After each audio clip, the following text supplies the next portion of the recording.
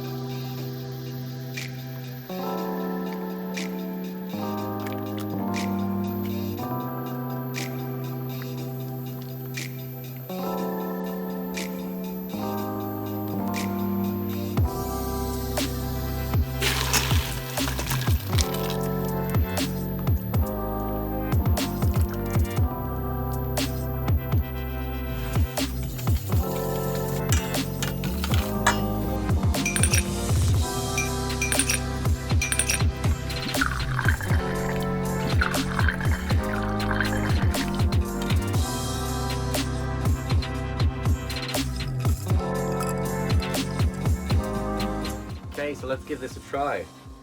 Got the cinnamon here, we'll give it a nice mix. Got a nice shot in here, so it might be a little bit strong, but I think I'm up for the challenge. Let's give it a go. It smells amazing.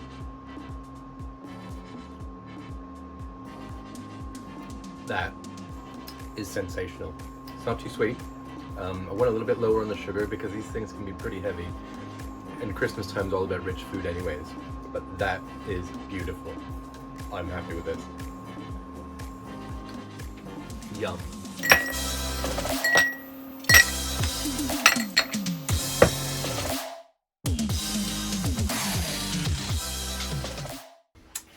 Okay, matcha. People love matcha.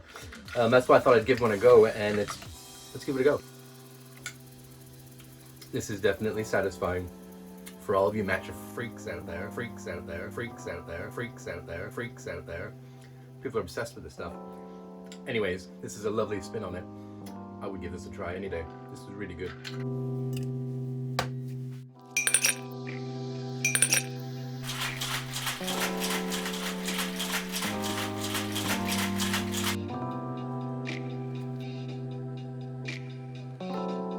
Yeah.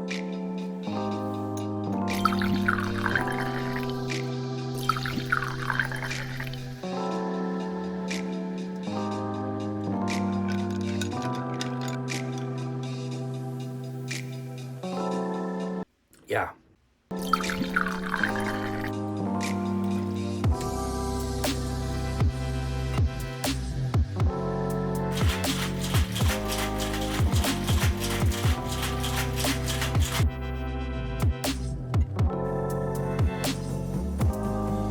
Yeah.